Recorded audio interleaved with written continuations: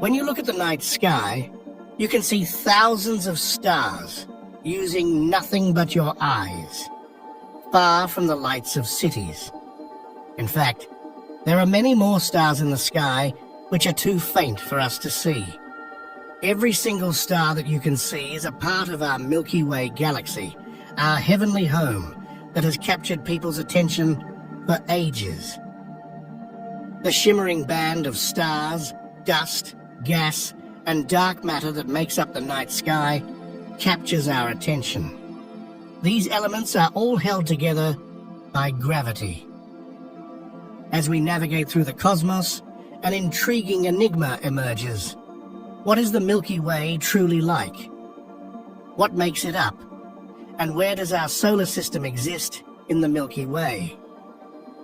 Astronomers have been baffled by these fundamental questions for many centuries, and finding answers was no easy task. But beyond its luminous beauty lies a tapestry of mysteries waiting to be unraveled. Join us today as we embark on an amazing adventure around the Milky Way, uncovering its mysteries, wonders, and majesty.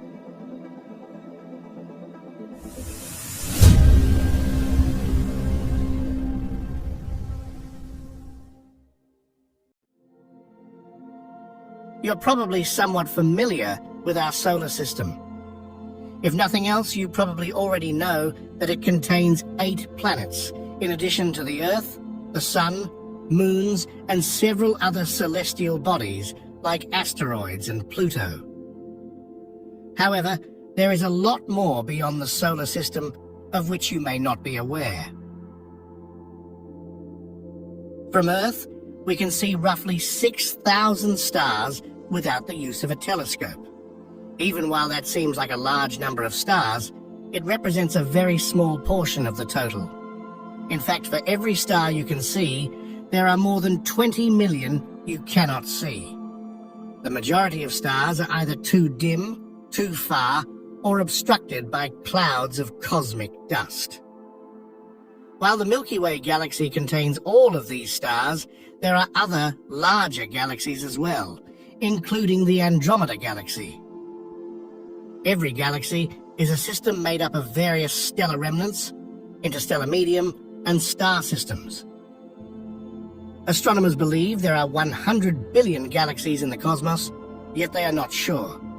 Intergalactic space, which contains a thin gas, lies in between the galaxies. Given the size of our solar system and the fact that it is only one of many in our galaxy, it is understandable why the universe is thought to be infinite. This truly helps to put into perspective how tiny both Earth and humans are in the big picture. Through the use of radio and X-ray telescopes, scientists have been able to gather information during the past century about the composition of the interstellar medium. They have shown that it is made up of extremely diffuse ionized hydrogen atoms, dust, and cosmic rays scattered throughout thick gas clouds that are thought to be the birthplace of new stars. But because of the Sun, all 8 planets, and a far-off disk of debris known as the Kuiper Belt, its precise nature just outside our solar system has remained mostly unknown. The Kuiper Belt is located between 30 and 50 astronomical units from the Sun. 1 astronomical unit is equivalent to the distance between Earth and the Sun. The heliosphere, a massive protective bubble created by the solar wind, surrounds them all. This bubble buffets against the interstellar medium like an invisible shield, keeping out most dangerous cosmic rays and other material as the Sun and its surrounding planets hurtle across the galaxy. Without the heliosphere, life would certainly have evolved differently, and maybe not at all. The area where the Sun's magnetic bubble ends and weakens is known as the interstellar space border. The heliosphere, a magnetic bubble, is full of plasma or ionized gas.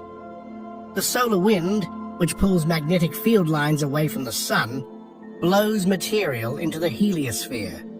With its own magnetic fields and charged particles, the plasma in the interstellar medium exerts an inward push on the heliosphere's edge, creating a complex and dynamic structure there. When the solar wind encounters interstellar space, it begins to weaken and slows to approximately 62 miles per hour. It was previously traveling between 370 and 430 miles per hour. The termination shock is the point at which this happens. The heliosheath is the area in the heliosphere where the solar wind continues to slow down after the termination shock, while the heliopause is the outermost point of the heliosphere. The solar wind stops and gives way to interstellar space at the heliopause, which is located around 11 billion miles or 18 billion kilometers from the Sun. 5, 4, 3, 2, 1. Yes, we have ignition, we have a liftoff. Since the beginning of human space exploration, only 2 probes have made it to interstellar space, or the area outside of the solar system. After launch in 1977, Voyager 1, the first spacecraft, took more than 30 years to reach the heliopause, a limit that scientists believe marks the beginning of interstellar space. It was an amazing accomplishment, sending back vital information via a medium unaffected by the Sun. As we exit the solar system, we will reach Alpha Centauri. The triple star system, which is the closest star system to Earth, located at about 4.37 light-years away in the constellation Centaurus. It is a triple star system consisting of 3 stars: Alpha Centauri A, Alpha Centauri B, and Proxima Centauri.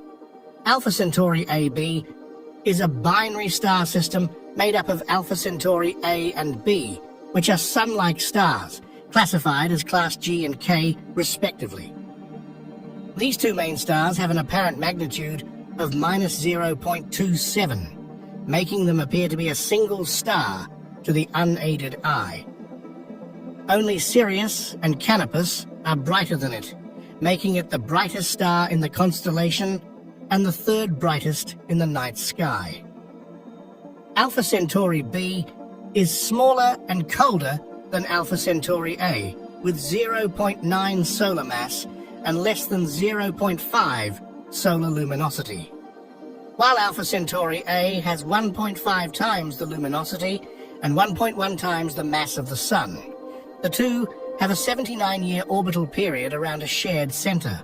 The distance between A and B fluctuates from 35.6 astronomical units, or roughly the distance between Pluto and the Sun, to 11.2 AU, or roughly the distance between Saturn and the Sun, due to the eccentricity of their elliptical orbit. In the Alpha Centauri system, Proxima Centauri is the star nearest to the Sun, located approximately 4.2 light-years from Earth. Robert Innes, a Scottish astronomer, made the discovery of the star in 1915. Proxima Centauri is a red dwarf star, which is the most common kind of star. It is roughly 7 times smaller than the Sun, and a little more than half as hot at 3,100 kelvins. On the other hand, our Sun is 5,772 kelvins. As a matter of fact, this little star is just 50% larger than Jupiter. Red dwarf stars have long lives because they consume hydrogen fuel very efficiently. Proxima Centauri is expected to remain in its current state for more than 4 trillion years. Although the Alpha Centauri system can be seen in the constellation Centaurus, Proxima Centauri is usually not visible to the human eye. Proxima Centauri orbits the other 2 stars in the system, Alpha Centauri A and B.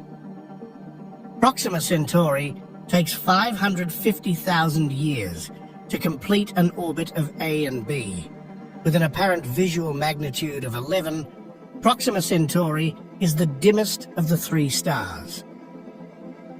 This star emits light at a slower rate than the Sun, with a luminosity of 0.17% that of the Sun. However, Proxima Centauri is categorized as a flare star, which is prone to massive solar flares, because its brightness can vary by more than 1 magnitude in a matter of minutes. These flares, which occur multiple times a day, have the potential to be powerful enough to make Proxima Centauri visible to the human eye. The greatest solar flare ever observed in the Milky Way galaxy was released by Proxima Centauri in 2019, glowing 14,000 times brighter in ultraviolet wavelengths than normal. Even though Proxima Centauri will live longer than the Sun, it will eventually meet the same fate. Proxima Centauri will end up as a burning white dwarf star, because it does not have the mass to turn into a neutron star or a black hole when its hydrogen supply runs out. As of 2022, astronomers have detected 3 planets orbiting Proxima Centauri: Proxima Centauri b, c, and d. These are the closest planets outside the solar system. Red dwarf stars are small and cool. Thus, planets can circle quite close to them and still be classified as being in the habitable zone. This is the range of distance from a star where a planet's water, if any, could be liquid and potentially support life. Proxima Centauri b was discovered in 2016 and estimated the planet to contain about 17% more mass than Earth, and thus likely to be a rocky planet as well. Proxima Centauri b is still within Proxima Centauri's habitable zone, despite being far closer to its star than Earth is to the Sun. It orbits Proxima Centauri every 11 Earth days at a distance of about 0.049 AU, over 20 times closer to Proxima Centauri than Earth is to the Sun. Proxima Centauri b is most likely tidally locked like our Moon, with one side always facing Earth, given that it is far closer to its star than Earth. It is therefore possible that liquid water exists on the opposite side, but its habitability is unknown due to the extreme radiation and flares from its host star. Proxima Centauri b feel the gravitational pull of their stars much more strongly than we feel the tidal effect of our Sun. Here on Earth, the Moon exerts more tidal force than the Sun, also because it's so much closer. And tides don't just pull on the ocean, they can also move air. It's possible that the tidal pull on the atmosphere of Proxima Centauri b is up to 500 times stronger than that of Earth's atmosphere. It's likely that Proxima Centauri b is getting close to the maximum tidal force that a planet can withstand and still retain a solid surface. However, Proxima Centauri b's climate and weather are mostly unaffected by its extremely high tides. Situated just outside of the habitable zone at around 1.5 astronomical units from the red dwarf is the mini-Neptune exoplanet Proxima Centauri c, which is around 7 times the size of Earth, and orbits its star once every 1,900 Earth days. First thought to have been discovered in 2019, the super-Earth planet, it appears to shine much brighter than expected for that size, indicating that it may be shrouded in dust clouds or circled by a ring system. The projected planet's estimated temperature by astronomers is extremely cold, probably close to minus 233 degrees Celsius. This makes it uninhabitable due to its distance from its star and large mass. The gravitational pull of Proxima Centauri c caused its parent star's velocity to wobble, which led to the star's initial detection in 2019. In 2020, pictures from the Hubble Space Telescope from 1995 were used to confirm Proxima Centauri C existence. It is therefore one of the rare exoplanets with visual confirmation. A third planet was discovered in 2022 around Proxima Centauri. The exoplanet, known as Proxima Centauri d, orbits its star at a distance of roughly 3% of Earth's distance from the Sun and contains about 25% of Earth's mass. Every 5 Earth days, Proxima Centauri d completes one orbit around its star due to its relative proximity to it. It is among the lightest exoplanets that scientists have yet observed. Furthermore, in 2021, scientists detected what may be the first indications of an exoplanet circling Alpha Centauri A, also known as Rigil Kentaurus, in the star's habitable zone called candidate C1. It is estimated that C1 has a mass between half of Saturn and Neptune and orbits Alpha Centauri A at a distance of roughly 1.1 AU. Using direct thermal imaging, C1 was found. With an elongation of around 0.1 arcsecond, it looks to be as bright as a giant planet. This is consistent with the orbital motion of a planet in a 70-degree orbit. The fact that C1 is situated in the habitable zone of Alpha Centauri A and maybe a mini Neptune or super Earth makes the discovery of this exoplanet much more interesting. We are almost certain that planets similar to Earth exist in Alpha Centauri. But the main question is, could humans ever actually live there? The most challenging obstacle in our quest to set up a new home in the Alpha Centauri system would undoubtedly be traveling a huge distance to reach these 3 stars. Even though Alpha Centauri is the nearest star system to Earth, it is still more than 4 light-years away. That comes to roughly 23.5 trillion miles or 37.8 trillion kilometers. We would need a far faster spacecraft or another means of transportation to cover such a great distance. NASA claims that the Space Shuttle Discovery, which was discontinued in 2011, had a top speed of about 17,500 miles per hour. Still, reaching Alpha Centauri would take more than 148,000 years, even at this steady speed. NASA estimates that even when the Orion spacecraft, the crew capsule linked to the Artemis program, is prepared to carry people, its maximum velocity will be approximately 20,000 miles per hour. This won't significantly cut down this travel time to Proxima Centauri. That's even if either of these vehicles was designed to journey out of the solar system, rather than just making relatively short trips to the Moon or Mars.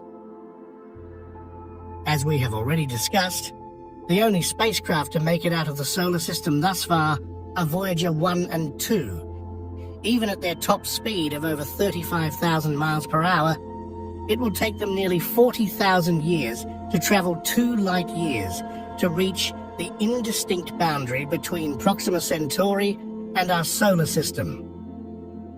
That implies that it might take these spacecraft more than 80,000 years to reach close to the star. After all, it takes light more than 4 years to reach Alpha Centauri. A spacecraft needs to be extremely tiny and robotic in order to reach a distant star in a reasonable amount of time, like within a generation. Furthermore, it still needs an incredibly strong energy boost to get up to speed. And that is the basic concept behind the Breakthrough Starshot project. By creating a light sail-equipped nanocraft called Starship that would be sent into Earth orbit.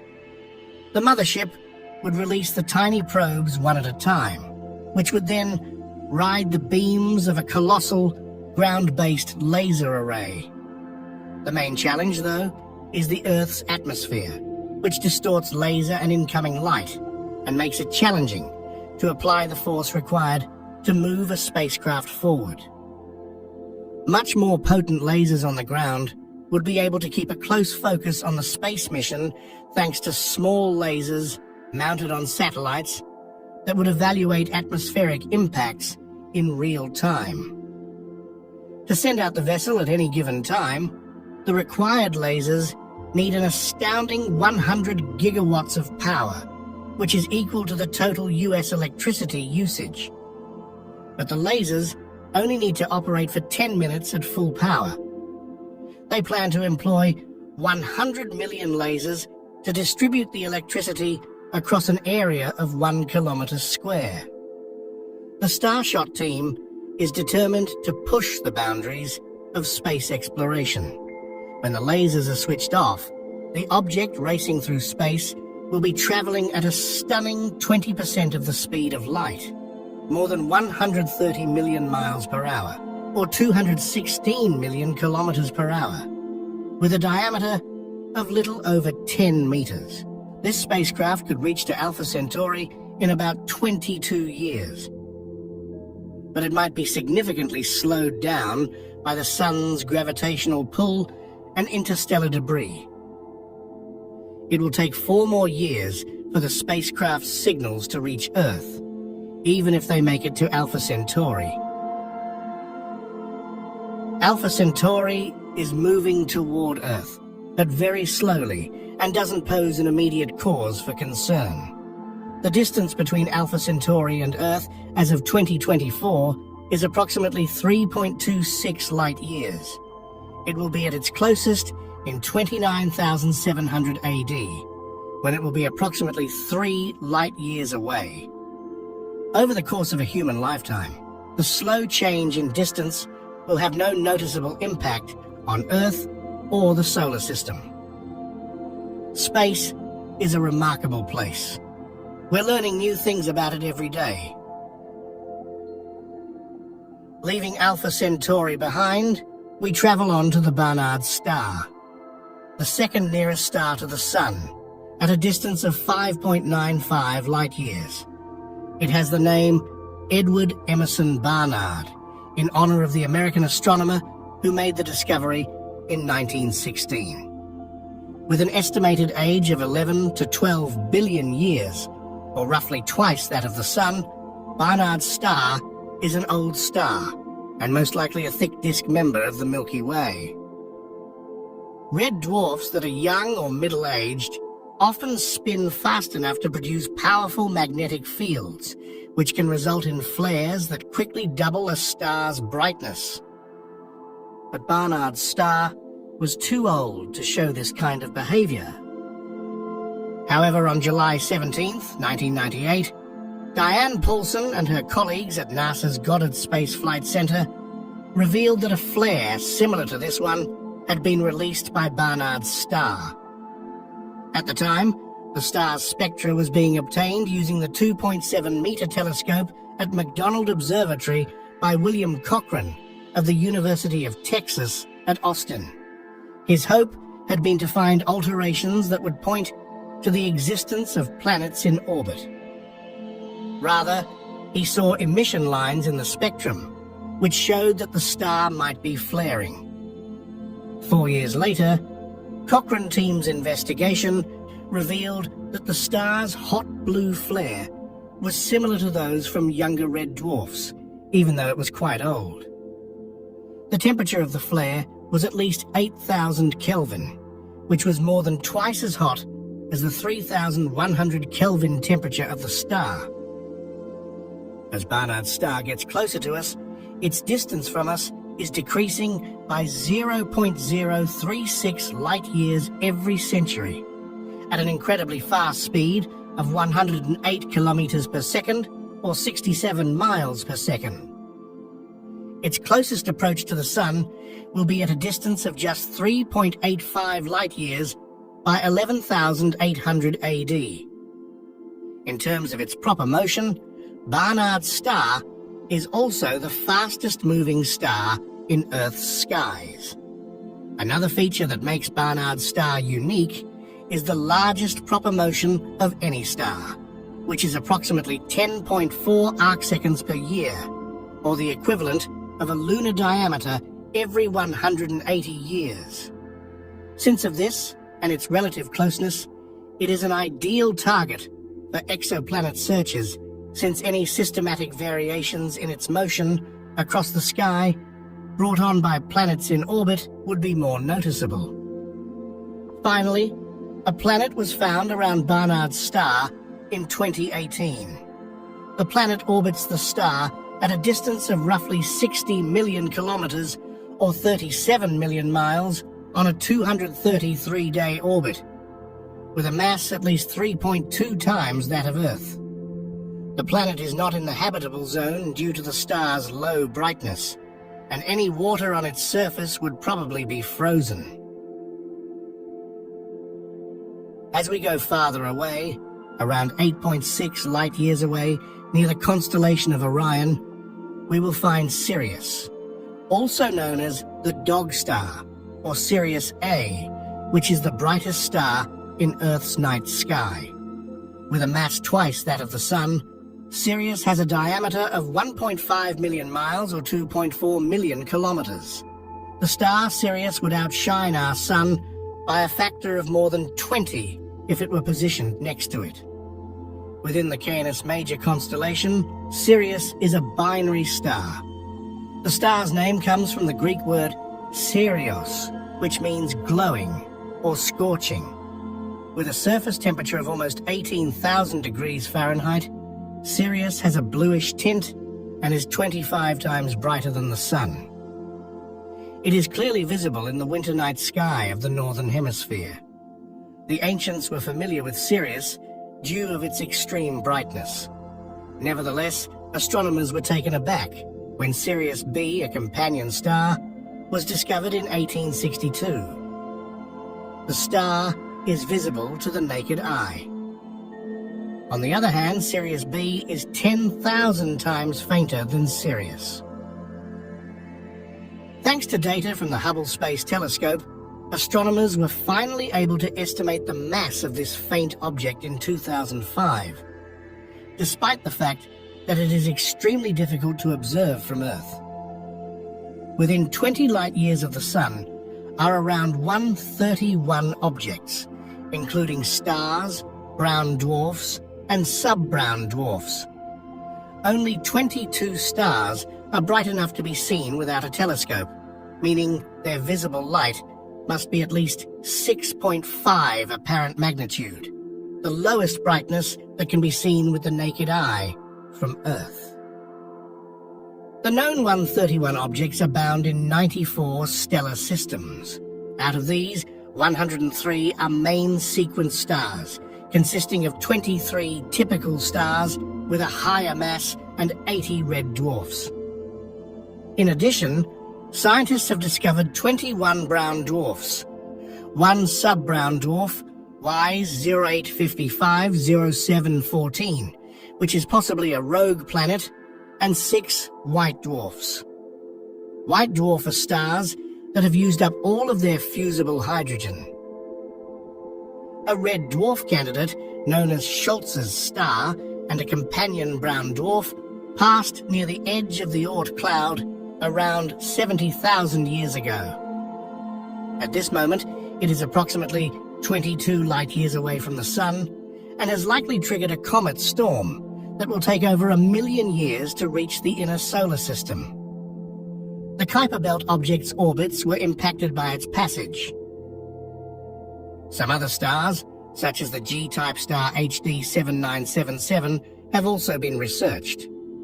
It had its close pass around 2.8 million years ago, and it is currently located about 247 light-years from Earth. Of course, past interactions aren't the only thing to consider about. There will be more stars in the future. In the next 15 million years, 694 stars are predicted to approach the solar system at a distance of less than 516 light-years, based on data from the Gaia telescope's second data release. 26 of them are likely to arrive within 3.3 light-years, and 7 more within 6 light-years. Due to the sheer number of stars that must be surveyed, this number is probably much higher. For example, a star that was approaching the solar system 10 million years ago would be 600 to 6,000 light years away from the Sun today, whereas millions of stars are now closer to the Sun. Gliese 710, a star, is among the most well-known instances of a close future passage. It is an orange star, around 60% the size of the Sun, located in the Serpens constellation. This star is heading in our direction at a speed of 51,499 kilometers per hour, or almost 32,000 miles per hour. In 1.29 million years, it will pass the Sun at a distance of around 10,520 AU. It's over 100 times the distance to Pluto, which orbits the Sun at an average of 39.5 AU. But it still has the potential to disrupt the solar system. If humans are still around on Earth at that point, we don't have to worry about any disruptions to our orbit. If Gliese 710 has any effect at all, it might only have it on the outer solar system. It shouldn't have any impact on anything inside 40 astronomical units. But still, it could possibly cause disruptions to the Oort cloud because it has a very high probability of going through it. For millions of years, comet showers would result from that, heading toward the Sun. This might lead to roughly 10 comets visible to the unaided eye every year. Searches for stars that are close to the Sun could not only be an opportunity of finding ancient comets, but also of predicting an intriguing future for observers on Earth millions or even thousands of years from now. The local interstellar cloud, which is around 30 light-years large, is where the solar system and the other stars and dwarfs are now moving within or close to it. The local interstellar cloud is, in turn, contained inside the local bubble, a cavity in the interstellar medium about 1,000 light-years across, and has an odd peanut shape. Our Sun was far away when the bubble first formed 14 million years ago, but about 5 million years ago, the Sun's path made its way into the bubble. Interestingly, star formed on the surface of the bubble, but not inside it. There are 7 star-forming regions around this bubble. Because of this local bubble, life has become possible on Earth today. As we go farther away, we will reach Orion constellation, around 1344 light-years away from Earth. 1 light-year is the distance light travels in a single year, about 6 trillion miles or 10 trillion kilometers. The Orion constellation is one of the 88 modern constellations and is named after the hunter in Greek mythology. It contains over 60 stars, including Betelgeuse, a red supergiant star located at around 650 light-years away. This is one of the largest known stars, with a diameter of about 767 million miles or 1.2 billion kilometers. It's about 700 times the size of the Sun and has a mass between 10 and 20 times that of the Sun. Because Betelgeuse may have less than 300 years of fuel left in its core, there has been continuous discussion throughout the world on whether or not it would explode. The star's core will collapse into a black hole as it burns through those final drops, blasting out the star's outer layers at speeds of up to 25,000 miles per second or 40,000 kilometers per second. Astronomers refer to this blazing demise as a supernova explosion, and in Betelgeuse's case, it will be a breathtaking sight for observers on Earth. Those layers of gas and dust will shine in our sky for several weeks, comparable in brightness to the full moon, because the star is only 650 light-years away from Earth. The issue is that most astronomers do not think Betelgeuse is quite ready for a big explosion just yet. Astronomers normally expect that it will blow up in the next 100,000 years, or soon on a cosmic time frame, not a human one. The other famous stars in this constellation is in the line Orion's belt, which consists 3 stars located around the middle of the constellation Orion. These are Alnitak, Alnilam, and Mintaka, from east to west. The belt is perhaps the most recognizable feature of Orion because it is visible all around the world. These 3 supergiant stars separately are thousands or tens of thousands of times brighter and several times more massive than the Sun. Despite these stars look closer to one another in the sky, they are actually light years apart. Orion's belt is mainly used by astronomers as a celestial landmark when searching for M42, also known as the Orion Nebula. M42 is located below the belt and is one of the most visible Messier objects for beginner astronomers, as it is easy to locate and view with a telescope or pair of binoculars. Looking at it is like looking into a celestial nursery where new stars are born. One of the largest gas and dust clouds in our Milky Way galaxy is the Orion Nebula. It is approximately 2 million years old and located about 1,300 light-years away from Earth. Because the magnificent nebula has an apparent brightness of +4, it is even visible with the human eye. On the astronomical magnitude scale, +6 is the faintest object that, in the best lighting conditions, is visible to the human eye. This massive nebula, which has a diameter of between 30 and 40 light years, could be giving birth to 1,000 stars. Within the nebula is a young open star cluster, whose stars are still only loosely connected by gravity after having formed together in the gas cloud. It is sometimes called the Orion Nebula Star Cluster. An international group of astronomers suggested in 2012 that this cluster in the Orion Nebula might have a black hole at its heart. Through small telescopes, you can see the 4 brightest stars in the Orion Nebula, known as the trapezium. The Orion Nebula is illuminated by the light of the young, hot trapezium stars. In terms of star lives, these stars are young, having only the age of approximately 1 million years. An infrared picture of the Orion Nebula was taken by the James Webb Space Telescope last year. It shows an explosion of dust, stars and clouds in red, purple and blue against a background of dark space. Additionally, 540 planetary mass objects with masses ranging from 0.6 Jupiter masses to Jupiter itself have been discovered by James Webb within the nebula. Among these planetary mass objects, the most fascinating are the Jupiter mass binary objects, which aren't separate objects orbiting in space by themselves.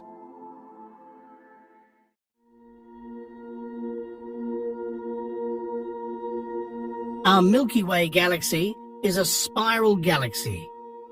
A spiral galaxy is a galaxy that looks like a flat, rotating disk with a bulge in the center and spiral arms that extend outward from the bulge.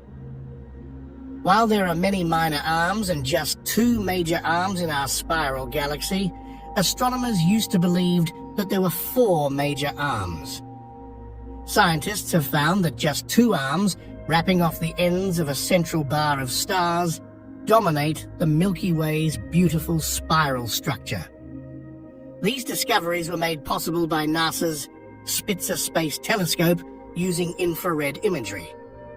The 2 major arms of the galaxy, Scutum Centaurus and Perseus, are visible at the tips of a thick central bar, while Norma and Sagittarius, the 2 now demoted minor arms, are situated in between the major arms and are less distinct. Although the minor arms are mainly made up of gas, and areas where stars are forming, the major arms have the largest densities of both young and old stars. Large telescopes are used by radio astronomers to study the motions of those hydrogen clouds that trace the arms. With a pitch angle of around 9 degrees, the Perseus arm has a spiral extension and measures over 60,000 light-years in length and 1,000 light-years in width, and has the well-known Crab Nebula in addition to double clusters. On the other hand, the Scutum Centaurus arm is around 55,000 light-years in length and 1,000 light-years in width. Our solar system lies between two prominent spiral arms, the Perseus arm and the Scutum Centaurus arm. However, we are not completely free floating in empty space. We are situated on the edge of the Orion Cygnus arm, sometimes referred to as the Orion arm or local arm, which is a small spiral arm. This spiral arm spans about 10,000 light-years in length and 3,500 light-years in diameter. However, a 2016 analysis indicates that its length may exceed 20,000 light-years. The Orion arm is named after the Orion constellation. The solar system is located in the local bubble on the inner edge inside the Orion arm. It is located at 26,000 light-years from the galactic center, halfway down the length of the Orion arm.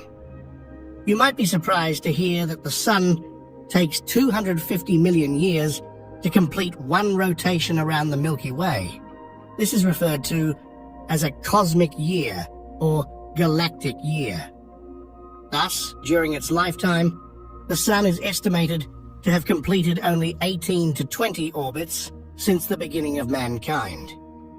The solar system orbits the Milky Way at a speed of about 220 km per second, or 0.073% the speed of light. The solar system takes around 1,400 years to travel 1 light-year at this speed, or 8 days to travel 1 astronomical unit. Following the ecliptic, the solar system is traveling toward the zodiacal constellation Scorpius.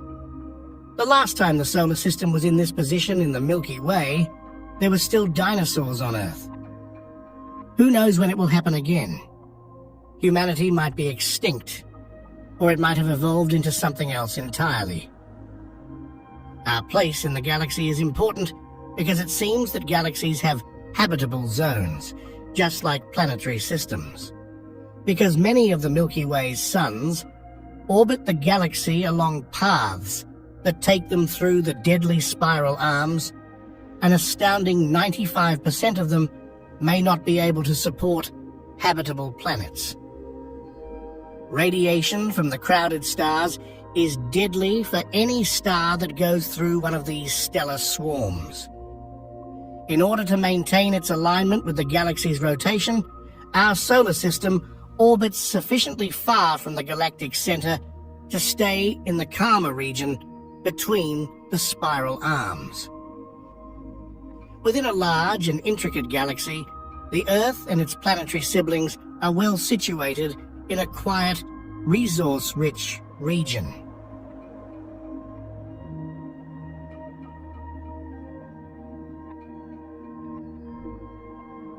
As we go closer to the center of our Milky Way galaxy, located roughly 9,500 light-years away from Earth in the Scutum constellation, we will reach UY Scuti.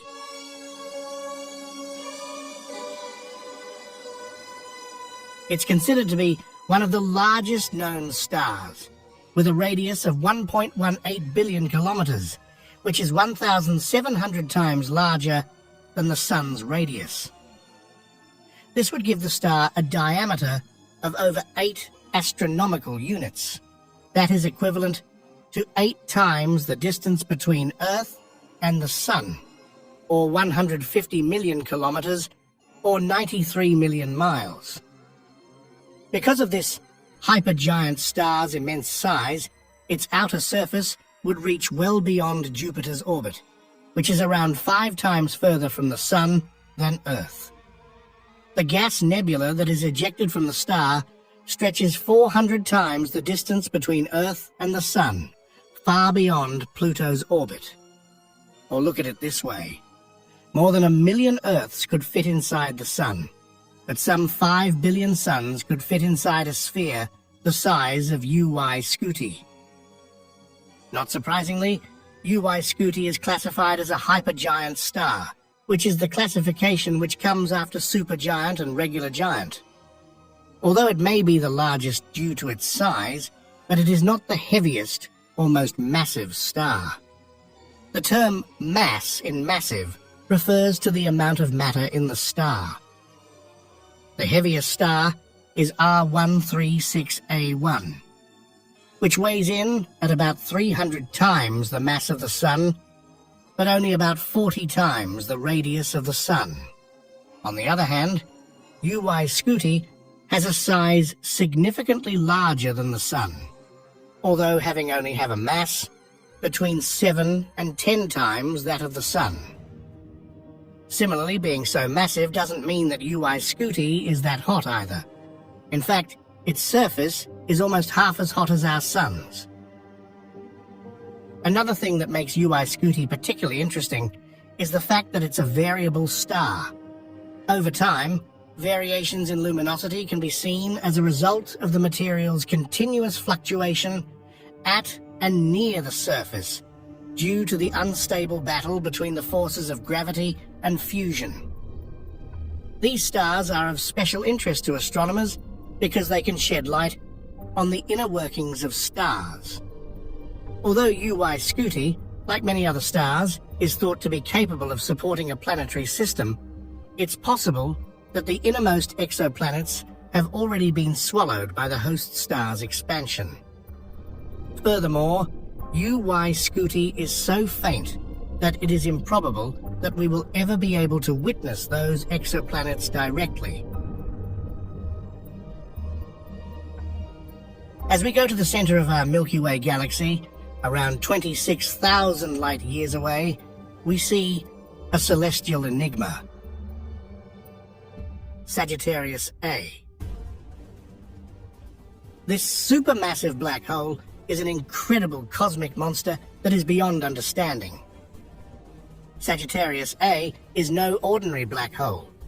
Its estimated mass is a staggering 4.3 million times that of our Sun. Imagine compressing millions of suns into a single point, a gravitational singularity where space and time warp beyond recognition.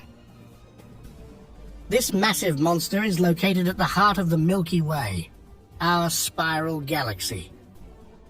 A black hole is a region of space so densely populated with mass that nothing can escape from it, not even light. A black hole is invisible to us, but telescopes can see the materials surrounding it. Black holes surrounding matter, which can consist of gas and dust, warms up and releases detectable radiation. In some cases, telescopes can observe the gravitational influence of a black hole on the motions of nearby individual stars. Observing it directly is a formidable challenge. Sagittarius A is obscured by a dense layer of dust that prevents optical observations. However, astronomers have developed smart strategies to break through this cosmic curtain.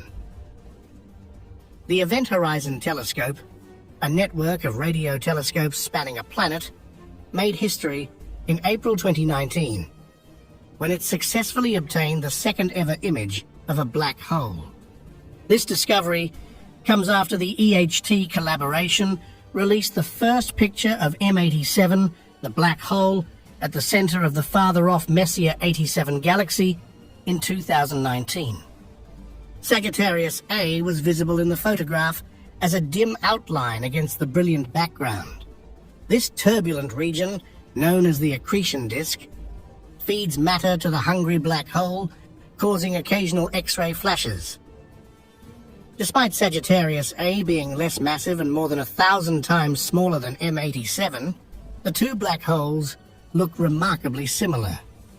Its surrounding gas disk, which stretches out over a distance of 5 to 30 light years, can reach temperatures of up to 18 million degrees Fahrenheit or 10 million degrees Celsius.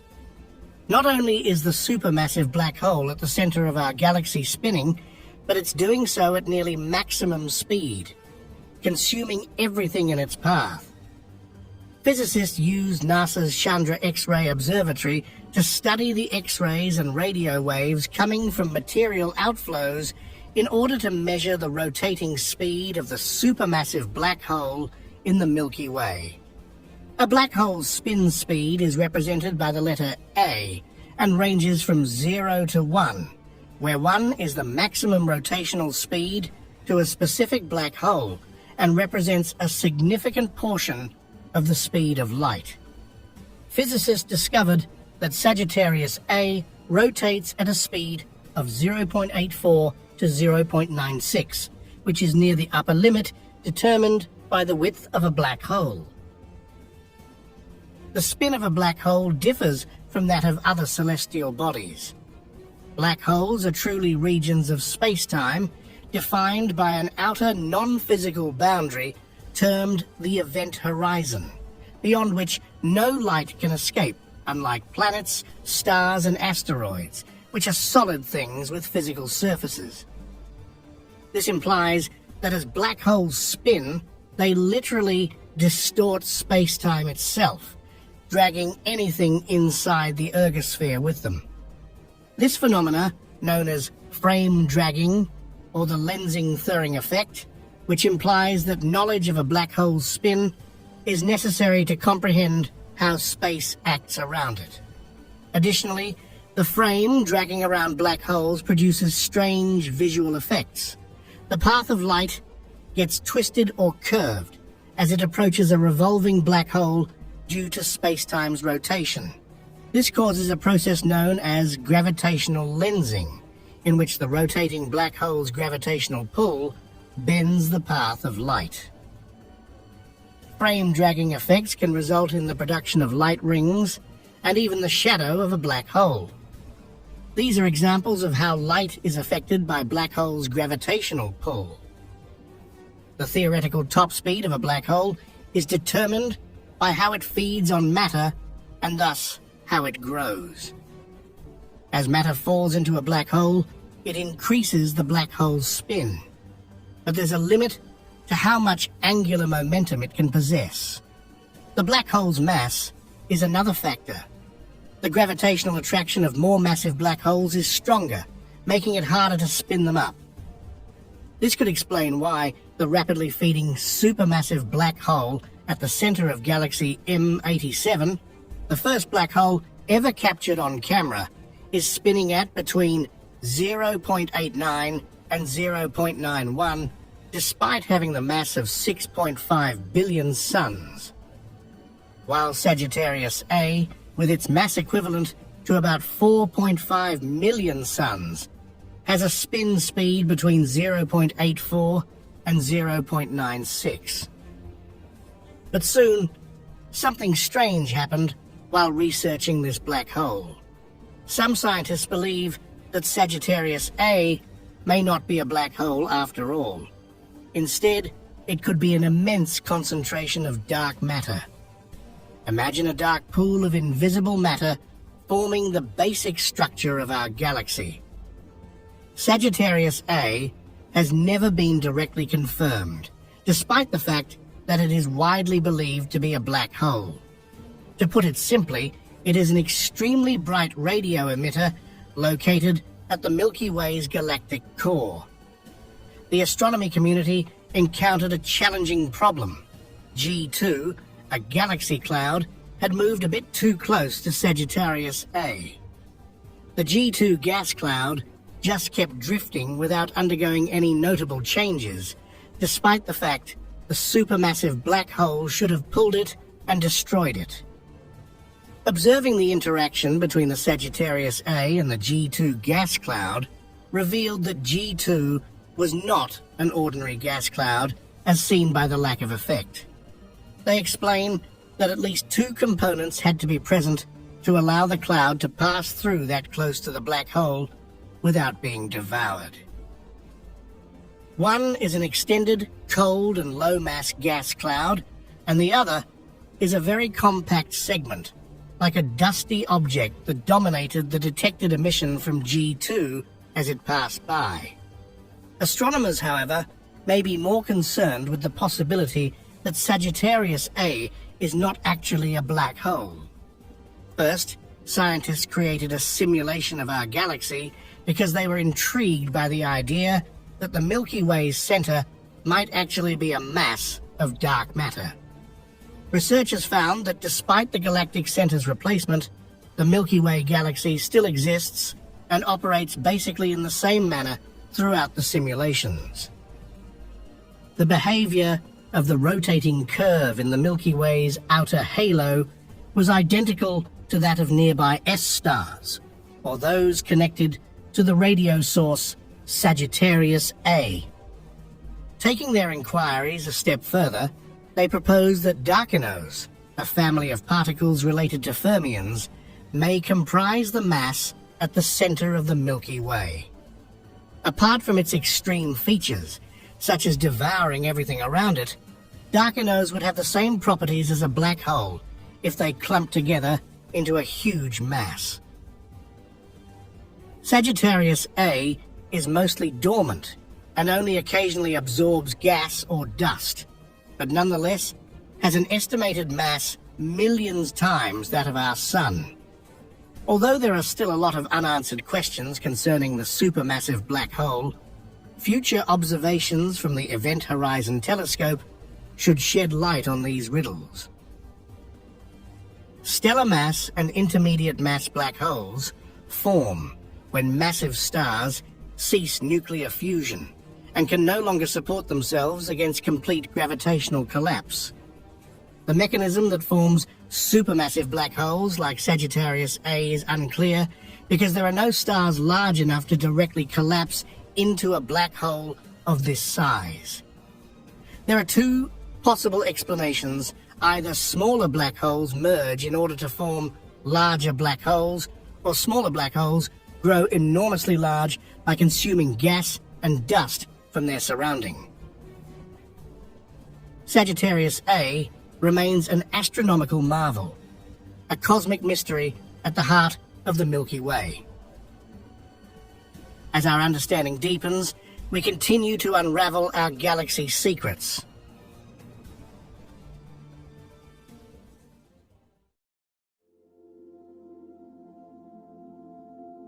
In 1917, American astronomer Harlow Shapley provided the first reliable measurement of the galaxy's size. He determined the size by first determining the globular cluster's spatial distribution. As had been previously believed, Shapley discovered that the galaxy is enormous, with the Sun closer to its periphery than its center, rather than a relatively compact system. Assuming that the globular clusters surround the galaxy, he calculated that the galaxy has a diameter of roughly 100,000 light-years, or 600,000 trillion miles.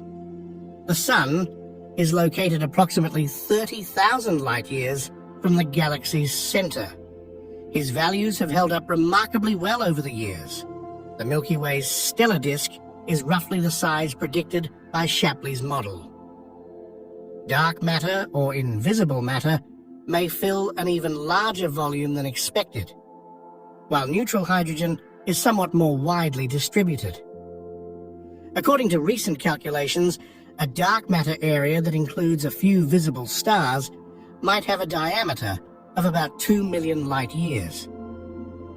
In addition to having multiple satellite galaxies, the Milky Way is a member of the local group of galaxies, which is a subcluster of the Virgo supercluster, which is itself a component of the Laniakea supercluster.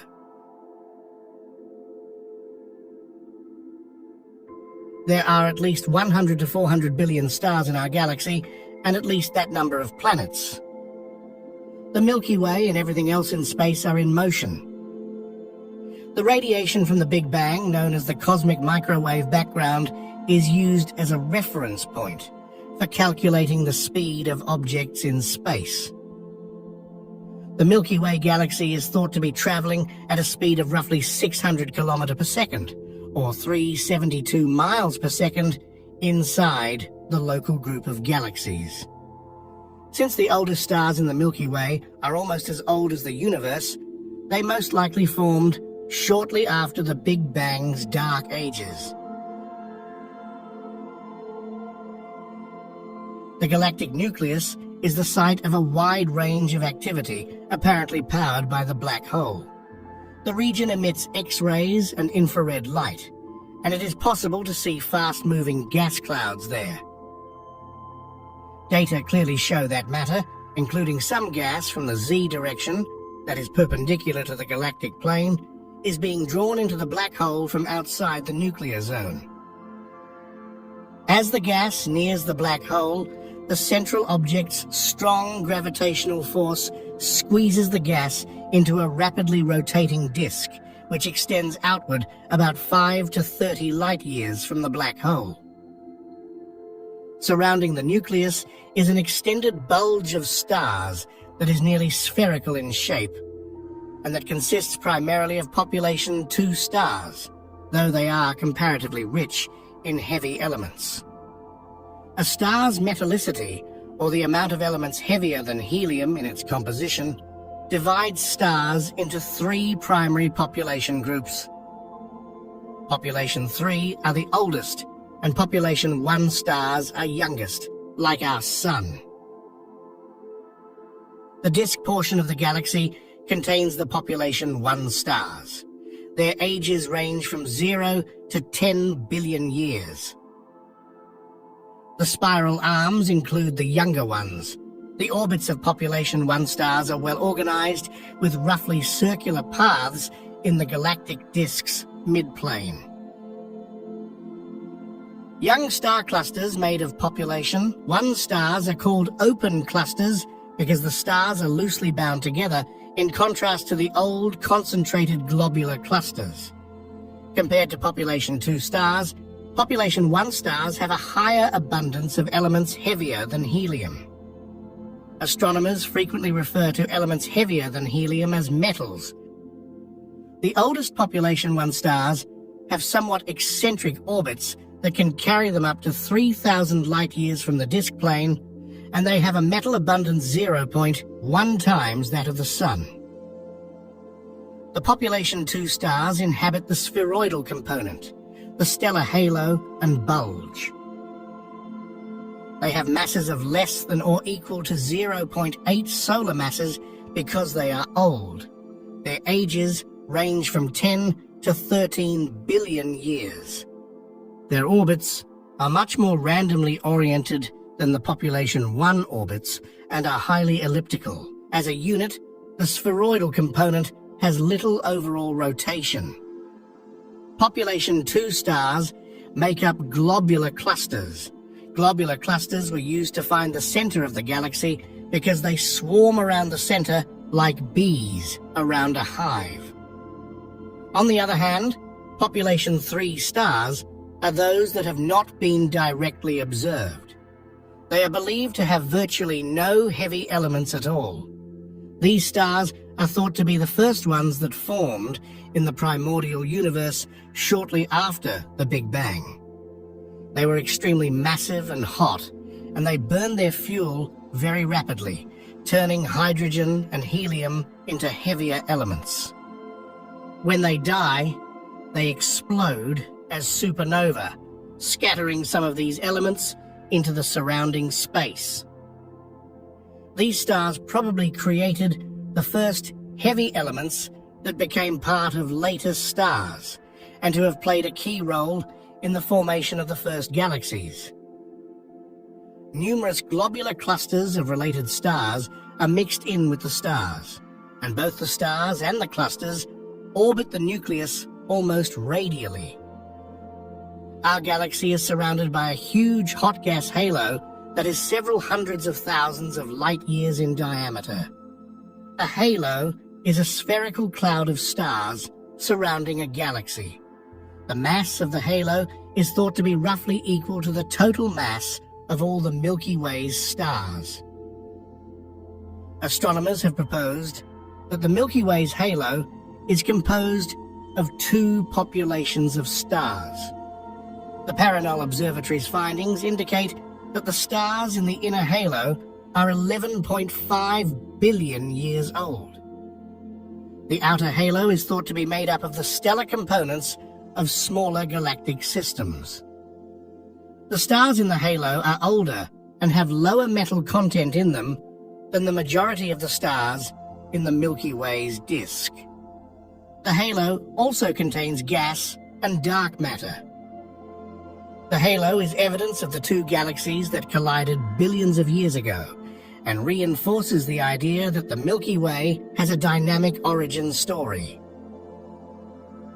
In the Milky Way's stellar halo, astronomers have also found more than 200 far-off variable stars referred to as Lyra stars.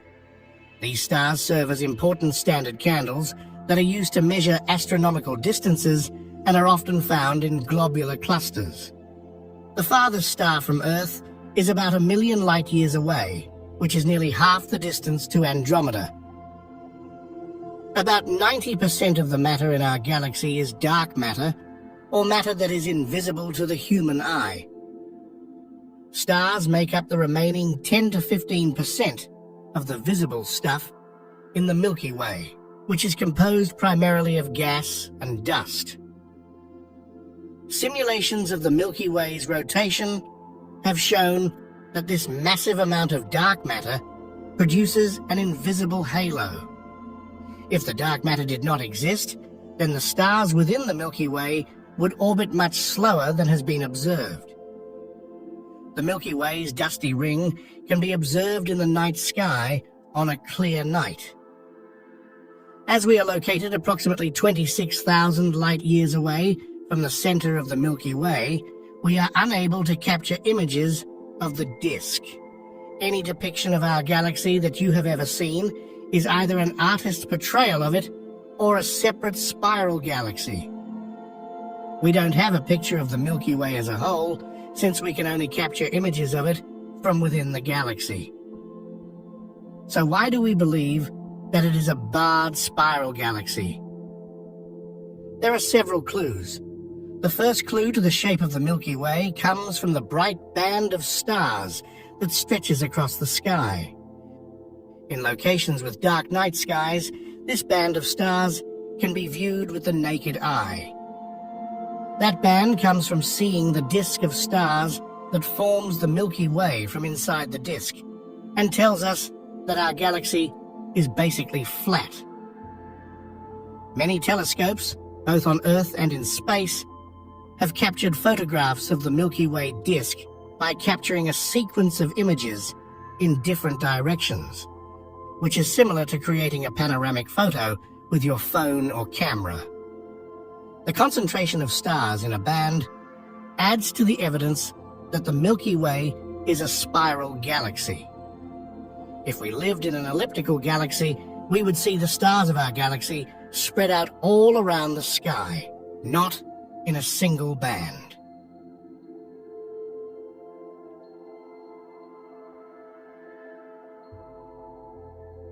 The Milky Way galaxy was believed to be only a few thousand light-years large until around a century ago, and most people believed it to be the whole universe. Although other galaxies had been found, it was believed that they were only tiny objects inside our galaxy.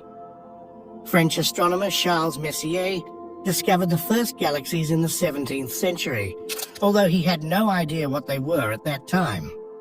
As a skilled comet observer, Messier saw several additional fuzzy objects in the sky that he was certain were not comets. Fearing that other comet hunters would be misidentified as well, he put together a list to help them out. On Messier's list, 110 star clusters and spiral nebulae were detected. The objects are denoted by M for Messier, followed by a number, for example, M51. However, it took astronomers nearly 300 years to figure out the fuzzy spiral nebulae. Some claimed that these nebulae were island universes, which are objects that are similar to the Milky Way galaxy but exist outside of it. Others disagreed and thought that these spiral objects were actually Milky Way gas clouds. The dispute continued until the 1920s, when American astronomer Edwin Hubble measured the precise distance to a spiral nebula. Hubble discovered that one of the objects he was seeing was actually a Cepheid variable star in 1923, while studying the Andromeda Nebula, which is now known as the Andromeda Galaxy. First identified in the early 1900s by American astronomer Henrietta Leavitt, Cepheids are stars whose brightness changes periodically over time. Leavitt discovered a connection between a Cepheid's luminosity, or brightness, and its period that is now known as the period luminosity, the PL relationship. The PL relationship can be used to calculate the actual brightness of a Cepheid by calculating its period, which is obtained by measuring changes in brightness over a period of days or weeks. Hubble established that the Cepheid he was studying in M31 was located outside of our own galaxy by calculating its distance using the PL ratio. This put an end to the controversy surrounding the spiral nebulae and proved that they were in fact far-off galaxies similar to the Milky Way. Hubble continued his study of galaxy distances using Cepheids as his measuring tool before publishing his results in 1929. In his work, Hubble created a graph showing the distances from Cepheid variables and the velocities of galaxies, which is obtained from estimating the redshift of these galaxies' spectra. The majority of galaxies are moving away from us, or receding according to this graph, and their rate of motion, the recessional velocity, is inversely correlated with their distance from us. Distant galaxies recede more quickly than nearer ones. This was later known as Hubble's law. Hubble's initial estimates for the recessional velocity of galaxies was very high, because at the time no one knew that there were actually several different types of Cepheid variables, with slightly different period luminosity relationships. But as astronomy has advanced recently, the value of the graph's slope, known as Hubble's constant, has been reduced, and the results are now converging toward an accepted value of about 65 kilometers per second, or that galaxies recede by an additional 65 kilometers per second for every megaparsec they are away from us. There are trillions of galaxies in the universe, and up to a few 100 billion stars can be found in each galaxy. The same way that one studies atoms to understand the qualities of a material, one must study the building blocks of the universe to comprehend it. Understanding the formation and evolution of galaxies is essential for our understanding of the universe. Although the study of galaxy formation dates back around 50 years to the foundational work of Egan, Lyndon Bell, and Sandage, we still do not have a comprehensive understanding of how galaxies form and evolve. Many details still need to be explored. In addition to providing us with valuable answers to the questions like where do we come from and where are we going? Observation of galaxies other than our own also enables us to draw several conclusions about the evolution of the universe. But the only galaxy we have access to a vast amount of data on its stars is our own. The other galaxies are just too far away for us to observe star by star. Before we continue, one might wonder if knowledge of the Milky Way's development provides any insight into knowledge of other galaxies. The answer is yes. Approximately 50% of stars in the modern universe reside in Milky Way-like galaxies. To put it another way, the Milky Way is a fair representation of a typical galaxy in the universe. Our knowledge of the Milky Way's development will provide a strong foundation for our understanding of other galaxies.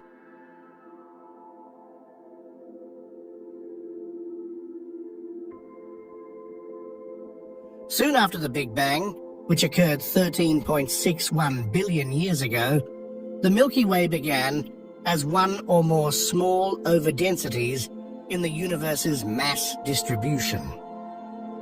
Some of these overdensities were the seeds of globular clusters in which the oldest remaining stars in what is now the Milky Way formed. It's possible that about half of the material in the Milky Way originated in other far-off galaxies. These star groups and individual stars now make up the Milky Way's stellar halo. The Milky Way's mass reached a point where it began to rotate relatively quickly, only billions of years after the first stars were born. Because of the conservation of angular momentum, this caused the gaseous interstellar medium to compress into a disk from a roughly spheroidal shape. Therefore, later generations of stars formed in this spiral disk. Throughout its history, the Milky Way has consumed many galaxies to get to its current size and form. In the last 12 billion years, the Milky Way has swallowed up more than a dozen galaxies.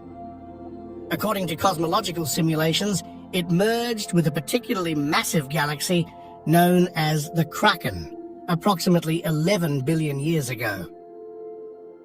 Our galaxy is currently consuming the Canis Major Dwarf Galaxy by adding the smaller galaxy's stars to its own spiral. At present, the Milky Way is traveling at a speed of 250,000 miles per hour in the direction of the Andromeda Galaxy. It is expected that the two galaxies will collide in roughly 4.5 billion years. The Milky Way and Andromeda are the two largest galaxies in the local group. They will merge because before dark energy took over, they became gravitationally bound to one another. The merger is expected to change the night sky over Earth. The Milky Way is orbiting a point in space that is roughly halfway between it and the Andromeda Galaxy. Although it's difficult to believe, experts think that our solar system probably will survive such a terrible event. Since galaxies are primarily made of empty space, this collision will not have a significant impact on our solar system. Despite having 100 billion stars each, our galaxy and the Andromeda Galaxy are very far apart. Currently, Andromeda is located 2.5 million light-years away from Earth. Similar to how a ball in the air accelerates faster as it falls toward Earth, Andromeda will be drawn closer and faster by the Milky Way's increasing gravitational pull as it gets closer. In just 4 billion years, the Milky Way and Andromeda will have tugged and ripped at one another's throats. All that's left will be the spectral framework of two separate galaxies in the past. The carnage will go on for as long as time does not stop, until the central supermassive black holes in both galaxies are near enough to one another to collide and join. By that point, the Milky Way and Andromeda galaxies, the two separate spiral galaxies, will be no more. Our solar system will have a new home in an entirely different class of galaxy called an elliptical galaxy.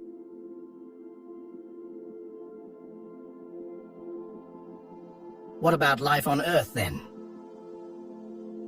Will life on Earth continue after the merger? Well, in roughly 7.5 billion years, the Sun will grow larger and swallow the Earth, turning it into a red giant. This will happen ultimately in a timeline of about 4 billion years. As solar radiation reaching the Earth increases, Earth's surface temperature will increase. We might experience a runaway greenhouse effect, much like what's happening right now on Venus. Thus, there's a good chance that life on Earth won't exist after the merger. However, perhaps by then, some people on Earth will have developed space travel abilities. It's possible that we will have abandoned Earth and our solar system.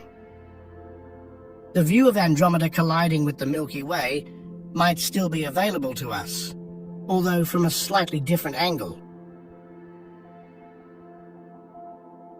As we gaze up, let's realize how short our life is. We are stardust, seeing a cosmic tale. For whatever reason, we are here now, sitting and wondering about the universe. We, the very children of the universe, born from ordinary chemicals over billions of years, now gaze wondrously into the endless black abyss to think about it.